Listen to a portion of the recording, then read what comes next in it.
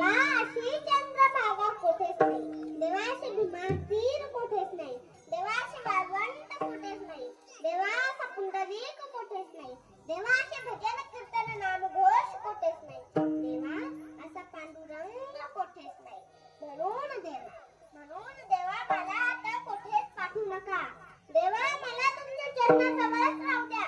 देवा मी पाया पडतो, देवा मी चरणाला वंदन करतो, देवा मी लोटांगण घालतो, पण मला आता कोठेच पाठवू नका. घालीन लोटांगण वंदीन चरण, डोळ्यानं पाहीन तुझे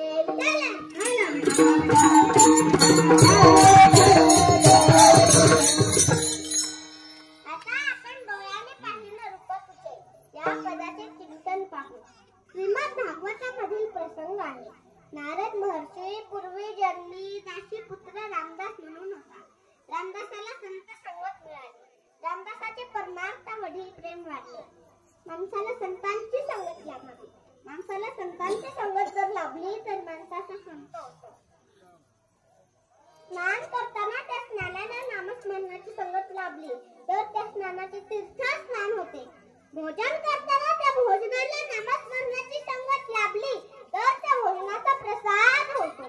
स्वयंपाक बनवताना त्या स्वयंपाकाला नामस्मरणाची संगत लाभली तर त्या स्वयंपाकाचा महाप्रसाद होतो. चालताना त्या चालण्याला नामस्मरणाची संगत लाभली तर त्या चालण्याची तीर्थयात्रा होते, पदयात्रा होते. तर त्या चालण्याची तीर्थयात्रा होते, पदयात्रा होते. काम करताना त्या कामाला नामस्मरणाची संगत लाभली तर त्या कामाचे कर्म होते, वृत्ती होते. बोलताना त्या बोलण्याला नामस्मरणाची संगत लाभली तर त्या बोलण्याचे कीर्तन होते, कीर्तन. त्या बोलण्याचे म्हणून तर आपण मध्ये विठ्ठल विठ्ठल म्हणतो, मध्ये विठ्ठल विठ्ठल म्हणतो. नामस्मरणाच्या संगतीने बोलण्याचे कीर्तन होते. त्याचप्रमाणे अगदी त्याचप्रमाणे संतांच्या संगतीने माणूस संत होतो. माणूस संत होतो यात नवल नाही. माणूस संत होतो यात नवल नाही. चोराचा सुद्धा संत होतो. वाल्या कोळी नावाच्या चोराचा एक महाकवी गालबेत ऋषी झाला.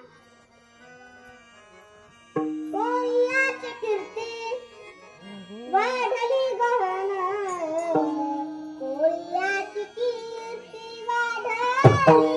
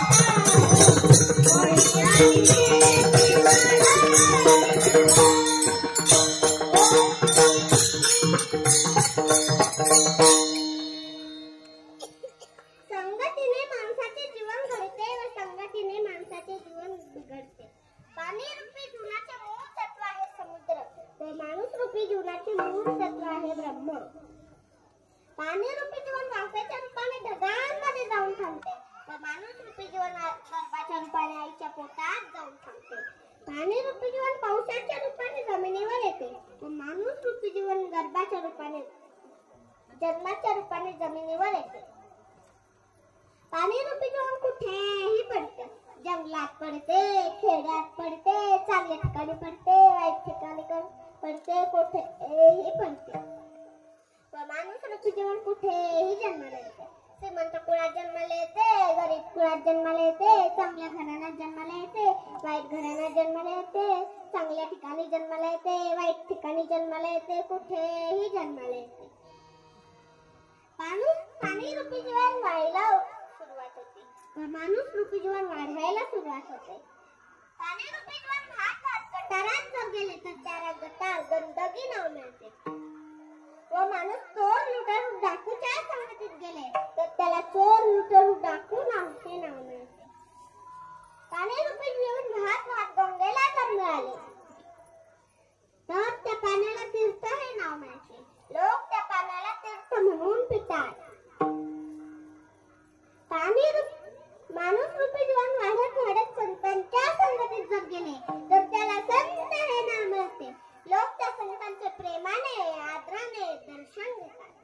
मग मला आता सांगा, माणसाने चोर लुटारू डाकूच्या संगतीत जावं की संतांच्या संगतीत जावं? माणसाने चोर लुटारू डाकूच्या संगतीत जावं की संतांच्या संगतीत जावं? परत एकदा मोठ्या आवाजात सांगा, माणसाने चोर लुटारू डाकूच्या संगतीत जावं की संतांच्या संगतीत जावं? हा, संतांच्या संगतीत जावं. संतांच्या संगतीत जाणे ही एक संस्काराची पायरी आहे.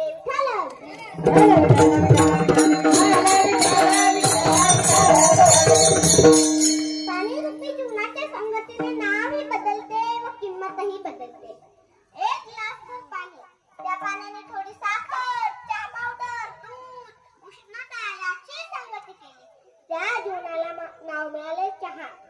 त्याच ग्लासभर जीवनाने थोडी लिंबू, थोडी साखर याची संगती केली, त्या जीवनाला नाव मिळाले सरबत. त्याच ग्लासभर जीवनाने थोडी मीठ, मिरची, मोहरी, डाळ, हळदी याची संगती केली, त्या जीवनाला नाव मिळाले आमटी.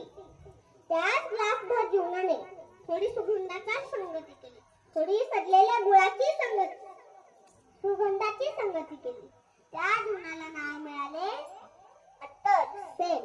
त्याच ग्लासभर जीवनाने थोडी सडलेल्या गुळाची संगती केली, थोडी नवसागराची संगती केली, त्या जीवनाला नाव मिळाले.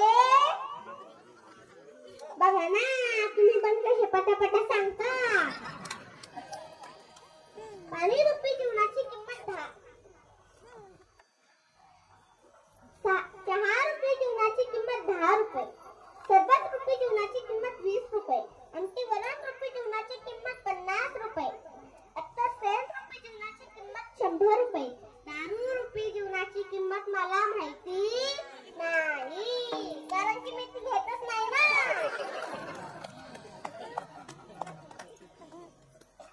चहा रूपी जीवनाने एक वेळची तलप भागते, सरबत रूपी जीवनाने तोंडाला गोडवा आणि अन्नाला गारवा भेटतो, आमटी वरण रूपी जीवनाने एक वेळची भूक भागते, अत्तर सेंट रूपी जीवनाने पूर्ण जीवन सुगंधित राहतं, दारू रूपी जीवनाने पूर्ण जीवनाचा सत्यानाश होतो, नाता गोष्ट सुद्धा कळत नाही.